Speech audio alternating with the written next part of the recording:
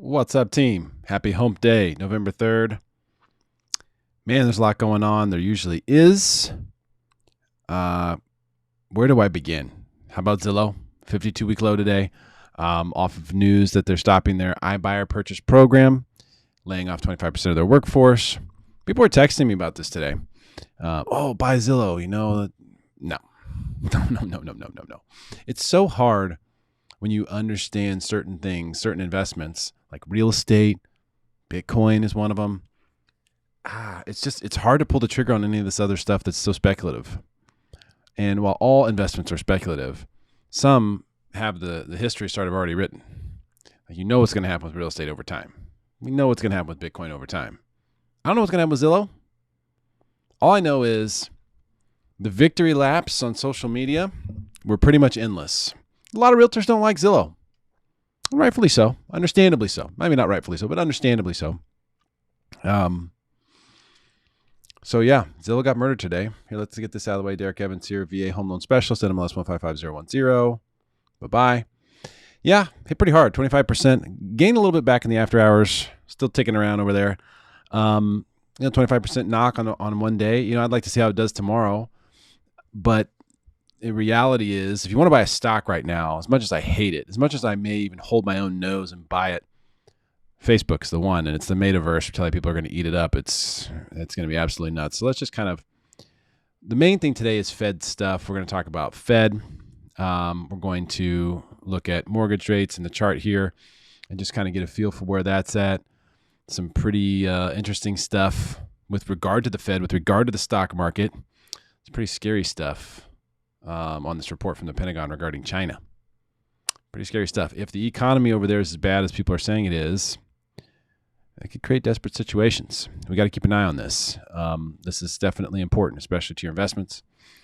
And safety. I mean, my goodness, if China's really building a huge nuclear arsenal, that's something that we've got to pay attention to, and obviously not doing it under the cover. So most people would say, hey, this is just grandstanding. This is just a flexing type situation, like the missile that they shot around the Earth in orbit recently, just to show that they could.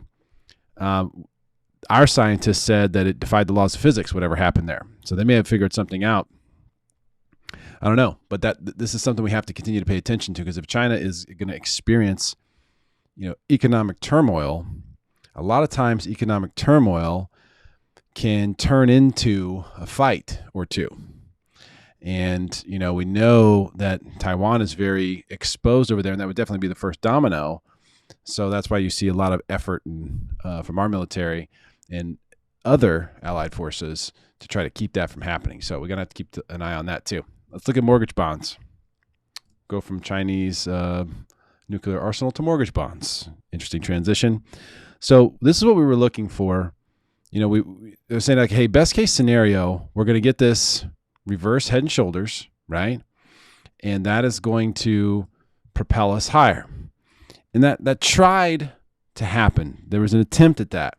But what's really good about today, look, I get it that we lost 17 basis points today, and that doesn't feel good. I also get it that we lost 2 layers of support. We're now below those layers of support. I get that. We have an indecision candle, which recently hasn't been good for us. The price is lower recently, and I get that too. But I was happy to see that the Fed, while announcing the taper's coming, and it's going to happen this month. So within the next few weeks, they're going to be buying $10 billion less in treasuries and $5 billion less in mortgage-backed securities every month. It's quite a bit. That's a big buyer that's pulling money. It's not a total carpet pull, but it's a lot of cash. It's a lot of cash. So what I wanted to see when this announcement came was this priced into the market? Have we already experienced this? Because if we zoom out a little bit, we can see that we've taken some pretty big hits here. I mean, we've had big hits here, consolidation, big hits here, dead cat bounce, big move lower. I mean, we've had a lot of lower movement here. A lot of lower movement. And so how much of this stuff was priced in? Because this was a pretty stabilized run right here. So I think at that point in time, the market was not expecting a taper. Remember, Powell came out and said At one point, it may have been back in the summer, I can't remember exactly when, but he said, hey, we aren't going to do anything anytime soon. It's going to be business as usual for a while until we have more information, until we see what's really going on. And it wasn't very long after that, maybe a month or two, when they said, yep, we're tapering soon. And remember, tapering doesn't mean they're pulling the buy program. It means they're reducing the buy program. So they're buying bonds right now. The Federal Reserve is a buyer of these bonds. They're also a buyer of treasuries, which should make the interest rates go lower. And typically it does. But now you're seeing this whole move right here, this whole thing. And then, we got a little bounce there, probably a 2-3 retrace, 238 retrace. That right there was pretty much priced in. We only lost 17 basis points on the day of the announcement. So I'm actually interested to see if this was all priced into the market. And today, because look, there's a wick on top here. There's a wick on the bottom. The wick on the bottom is bigger. This is almost like a bullish win, if you will, given all these different headwinds. So I'm feeling like I want to see what happens tomorrow. If we open and move and operate under these support levels tomorrow, that's going to be a bad sign for me. But, if we can kind of move around and have some action getting above, this, maybe make a higher high, even if it closes with not that much of a win, I think that could be good. So we're going to have to see what tomorrow brings. But could be way worse. Remember, on other days when we've got these kinds of announcements, they've been these huge big red candles of just like death. So this is not that bad, meaning that a lot of this is already priced in the market. That's good. So even though the Fed is saying, hey, we're going to taper, the market has already adjusted interest rates for that. That's a great sign. That's really, really good. So I'm trying to stay positive here, but also be realistic about what's going on. I'm going to give you a couple links on this if you want to read into this. Here's the Cliff's Notes. Very slight change to the view on inflation from the Fed. Post-meeting statement kept the word transitory in there to describe the price increases that are running at a 30-year high, though it qualified the term somewhat by saying pressures are expected to be temporary. However, they did say that they expect the conditions pushing inflation to last well into next year. So what does temporary mean? It depends on your outlook, right? I mean, if you're talking about formation of planets, temporary could be a few million years. If you're talking about inflation, how long before you're fully infected with it? I don't think it takes a whole year even. So I think that's where the language here, the barrier, is not good. It's not good. We really need more clarity on this. And all I can tell you is inflation is here and it's massive. But so I'm going to give you that link and then this one too. This one goes through the notes. It shows you the things that changed from the previous statement to the current statement. So if you want to dive into that, feel free. The first rate hike. So the taper program is really just sort of a stair step of what we should expect to see, which is rates being hiked. Now that is going to be very interesting. This is what I've been telling you is the one thing the Fed can do to actually curb inflation. In fact, they could stop it in its tracks. They would just have to hike rates significantly enough. Right now, they don't have the stones to do it. Why not? Well, let's take a look. Right now, the majority of congressional trades in the stock market are long. Some call options in there. There's very few shorts, very few puts. Pretty much Congress is long the stock market. We found out recently, so are the Federal Reserve members. Multiple Federal Reserve members resigned. It's been found out that they were also playing the stock game. Okay. The insider trading that's been going on has been significant. And I believe that is the reason why we have seen a just relentless move higher in the Dow that just never quits. And every time you see it come down, it goes back up. Even though valuations on companies are like at least 2x, 3x as a whole, like the S&P. The PE on the S&P is 45. Markets tend to bottom when that gets around 10, and they used to top when it hit 20. We're at 45. We got some technology stocks that are running rampant. Tesla's crushing it. there's some definitely good things going on. I just don't know if a 45 PE makes sense, guys. To me, there's a lot of fluff in here. But you've got all these policymakers, all of these market makers. The Fed is a market maker and a policymaker. And they're long the stock market individually, not on the Fed balance sheet. The individual Fed members own stocks. And they just recently said, yeah, we're going to work on, banning that. I haven't seen anything since then. They made one statement saying, yeah, we're not going to allow that anymore. Was a law made? Are there any disclosure requirements? There is for Congress, but they can still trade on insider information. And it happens frequently. So that's kind of the reason I believe that we've seen this unprecedented run in stocks. It really hasn't made a ton of sense. Sure, interest rates have been low, but very few pullbacks, very few red days. It's just, there's a bubble in stocks, team. That's what I'm telling you. Oil got smashed yesterday. We're already up to 83, 84 bucks, back down to 80. This is really what I'm looking at. Oil doesn't lie. Oil does not lie. They're saying that this fall, based on the fall industry data, is showing the big build in U.S. inventory of oil. That's not true. But hey, listen, bottom line is oil doesn't lie. We can keep an eye on oil, and oil will tell us what's really going on in the macroeconomy. Plain and simple. When we get into the winter months, maybe it'll lie to us a little bit, but we're still looking for oil to hit $100. Gold, I don't even want to look at it. It literally doesn't move. And Bitcoin back to 63,000. Ethereum is on a tear. Ethereum has some serious backing. Okay, there is a lot of people that are hot on Ethereum, and I'm one of them. I'm very long Ethereum. I'm much more long Bitcoin, but very long Ethereum as well. So love to see this run. It's crazy. I bought Ethereum at 1,600 and did it sheepishly. I really thought I was late. And now here we are, 4,600. Just incredible. Incredible stuff going on with crypto. I think I've done everything that I can do I don't know how to explain it any better than I have in the past about what's going to happen with cryptocurrency, the way that it's going to be integrated in the financial system, and how we are so early right now. Your grandkids, if they found out that you had the chance to buy one whole Bitcoin and didn't do it, they would just be like, what were you thinking? What are you doing? So that's my guess anyway.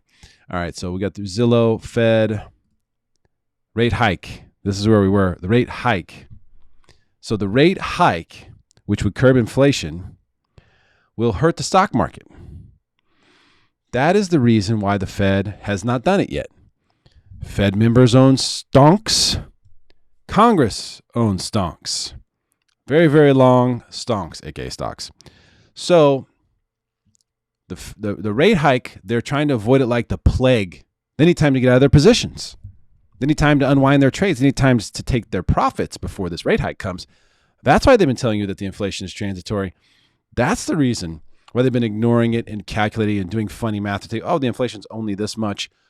Wrong. It's much worse than they've been telling you. They just don't want to do the rate hike thing because it's going to hurt the stock market and they're all invested in it. Now, for those of us who have 401ks, it's not such a bad thing, right? We're all getting rich here. Problem is, at some point, this marker has to get called. And I think that if we think that it's going to be middle of next year, okay, I could buy that for $1. It makes sense to me, but at some point it's got to come. The rate hike has to happen. The rate hike will hurt stocks, and really they need to do it pretty significant. If they're just going to do 0.25% every 3 or 4 months and try to walk it up, which is probably the smart way to do it. That's great, but it will take longer for that to have the release effect on the inflation that's taking place. So I'm actually hoping they'll do 0.5% at a time and keep the same sort of pace of every 3 or 4 months until we get up to a 2 or 3% federal funds rate, which I know no one's going to like that. People in the mortgage industry won't like that. Not going to be great for my business, but that's really what the economy needs. You need to be able to take your savings, put it in the bank, and make 2 or 3%. It's not asking a lot. It's really not. You need to be able to do that. People need to be able to do that. You can't be in situations like this where people have tons of cash and you literally, if you put it in the bank, you're losing money. That's how little you get for it. We need a more saving culture. We don't need a pedal to the metal, you've got to be super long growth stocks all the time to make any money kind of culture. It's not a good setup. It's a recipe for long-term disaster. And at some point that carpet will get pulled. And at some point, a bunch of people are going to get hurt. And I've already seen it multiple times in my life. I don't want to see it anymore. I don't. And this is the way. You have to do this sooner rather than later. The longer they wait to hike the rates and put the brakes on the stock market, the worse it will be. This whole China thing is really interesting because you would think information like this wouldn't really be public. Like you'd think this would be something that, the military's working on. You're like, okay, here Pentagon, released a report saying this. So why would the Pentagon say that China's rapidly expanding its nuclear arsenal and could have 1,000 nuclear warheads by 2030? Who needs 1,000 nuclear warheads? I mean, China just flattened the entire Earth. I mean, listen, China needs us. China needs Russia. They need all of these big, countries that they compete with because we frankly do a lot of business together. And so it would cause problems. A lot of people are like, oh, well, China will try to do this, China will try to do that. It's good for China to be in good graces with us and their neighbors in Russia. So another important note on this, China's growing arsenal is still dwarfed by the United States and Russia own the lion's share of the world's nuclear weapons. We do have a lot of nukes. And it's a shame because, man, it's like, okay, you got to have nukes so that you can say you have them. But if these nukes ever start getting fired, I mean, the world could become a wasteland very quickly. And so it's somewhat pointless. It's like it could only really be used in defense because how does it make sense to offensively use a nuke? You just burn the whole planet? I mean, why would you do that? But I don't know that much about it. I'm definitely not an expert on weaponry. I just think it's interesting. Like, what's the purpose of this propaganda? Is this propaganda? Is this legit? What is this telling us? We know that China's got some economic headwinds it's facing right now. What will that do? Have they sold any of their treasury assets yet? I haven't seen anything on that. I would expect that to be pretty big news. When we look at the charts, bottom line, I really need to see what happens tomorrow on Friday. Really, tomorrow is a very big day to see where we open, to see where we close. I want to see that information, and then I can tell you how I feel about this. Right now, I feel pretty bullish. I do. I feel pretty bullish just because we had the taper announcement today. We only lost 17 basis points, and there was some plunge buying activity going on. That's what's up with this wick right here. So I feel pretty good about that. Let's see what happens. I'm not locking today. I know we got a lock alert from Barry. Barry's the man. Trust me, he is. I'm not locking. I'm holding. I want to see what happens. I feel like, hey, the news has dropped. There's no more reason to sell bonds. Like we had reason to sell bonds. All the taper's coming, the taper's coming, the taper's coming. Now that reason is gone. We know it's coming. We know when it'll be here. I believe it's priced in. I think we could see bonds go higher. I think we could see rates actually improve a little bit. Maybe not a ton, but we get a little run. That'd be nice, wouldn't it? So let's see what happens. All right, team. That's it for today. Have a tremendous... Oh, yes. Here we go. My boy Kevin. So Zillow shares at 8 a.m. Had to get out. Yeah, it's pain, right? It's a lot of pain. A lot of pain. It's hard to take that much pain. It really, really is. A lot of people were texting me today like, hey, should I buy Zillow? I'm not interested. I'm not interested in the Zillow stock. And not because I don't think that Zillow can make money. I just think I have better options to invest. That's all. Like I'd rather own EXP, for example, EXPI, or I'd rather own Redfin, to be honest with you. I think Redfin's got better technology. They've got a better business model. There's some things that they could tweak that would make their business soar. If I was the CEO of Redfin, I could take that company to the moon almost immediately. They just don't do a few things right from a top-down level, or they would be murdering the market.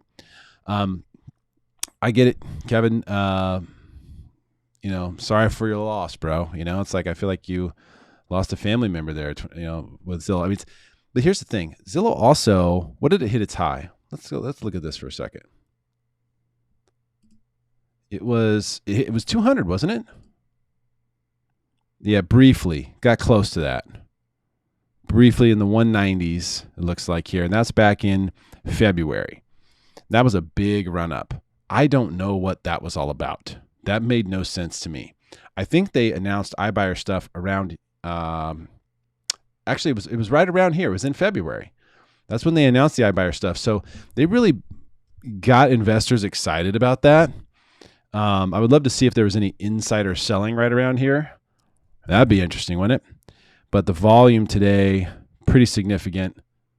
And ultimately, let's take a look at the 5-day. Yeah, just falling off a cliff here. Not good. But also notice when this began. This particular sell-off here really started yesterday. You were still at $97. And then, of course, today, no bueno, down to 68. I don't know. I don't track Zillow stock that much, but I do pay attention to Zillow, and I do use Zillow for several different things. I would love to see what's next for them. I would love to see them get more involved with realtors. I think it would be terrific if they decided to adapt, just change the model to be totally inclusive with realtors, and not see realtors as clients, but see realtors as a way to bridge the gap between them and the end buyers and sellers.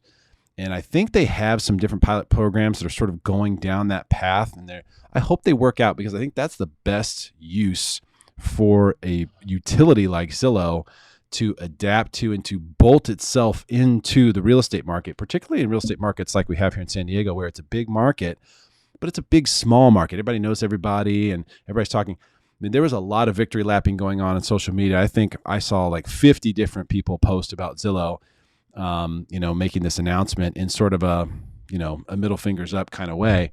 And, so they've made some enemies. They need to right that wrong. It does not pay to piss off the real estate community, especially if that's who you rely on for revenue. It does not pay. Ask the builders how that went in the early 2000s. The builders went through this. They alienated the real estate community completely, okay, because they didn't think they needed them to sell their homes. So they said, no, we won't take agents. You're starting to see some of that happen again now, where people will come into a new build community. Then the builder will tell them, if you have an agent, they got to go. We're not paying anybody. We don't need them to sell this place. If you want this place, you just come buy it from us. And that's a bad move. It has never paid off. It never will pay off. The real estate community is strong. It is much more tight-knit than you think it is. The lobby is extremely strong, both nationally and statewide. Going after realtors, which is kind of how a lot of people felt about this iBuyer business, it's just not a good move, and then to fall kind of on your own sword and go, yeah, we really blew it. It's just a bad look. So if you were, someone who really believed in Zillow, then yeah, today would be a day, or maybe tomorrow would be a day to start scaling into some shares just based on this huge sell-off. But I don't know what's next for them. And until I see them or hear them start talking about how they're going to integrate themselves into the real estate communities and to be a part of, to be a tool for realtors instead of a service looking to get money from realtors, until they figure that out, I just can't get super bullish on it. But thanks for the comment, Kevin. Appreciate you, brother. And yeah, Tesla and Coinbase are definitely doing well. And I wish I owned Tesla. I blew that one. I really blew that one. I told everyone to buy it at 100 and something and didn't buy it myself. I'm a moron. Coinbase, I did pick that one up. So I have a little bit of Coinbase. All right, team, that's it for today. Have a tremendous day. Share this video with your friends. Subscribe if you want to get more of these videos here on YouTube. And I will see you all soon. Take care.